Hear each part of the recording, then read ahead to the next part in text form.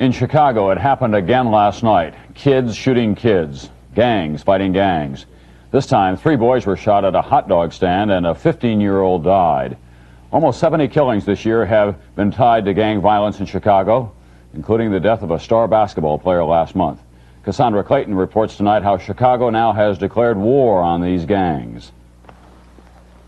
They mark their territory with bold symbols. They defend it with violence. You should know that as soon as you join the gang, you know that one of these days you could get shot or killed. This year in Chicago, more than 65 people have been killed in gang fights. But when 2 reputed gang members were accused of murdering 17-year-old basketball star Ben Wilson, new anger in this city rose about an old problem. We pledge to abolish gang violence wherever it may exist.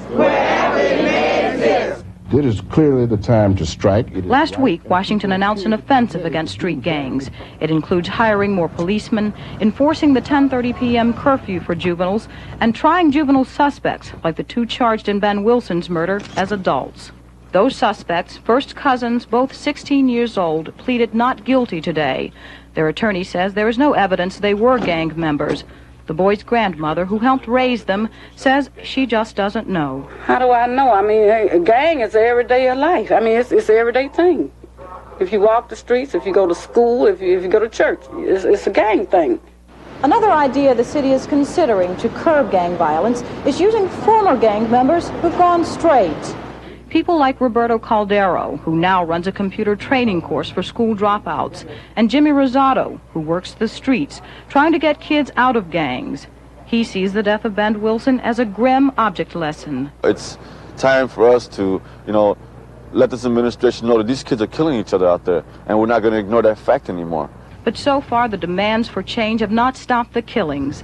Last month, parents took their children out of school when rumors spread of an all-out gang war. Some say war has been declared. The whole city's in a gang war. We wait, for the trouble to come to us, and then we take care of it. But if the grief and anger about Ben Wilson's death can be sustained, if some lives can be saved from gang violence, Wilson will have left a real legacy. Cassandra Clayton, NBC News, Chicago. In Los Angeles, there was a robbery where 2 bandits held up an elderly man, but then something unusual happened. Another man with a gun shot and killed one of the robbers. He got the money back, he gave it to the elderly gentleman, and then he ran off.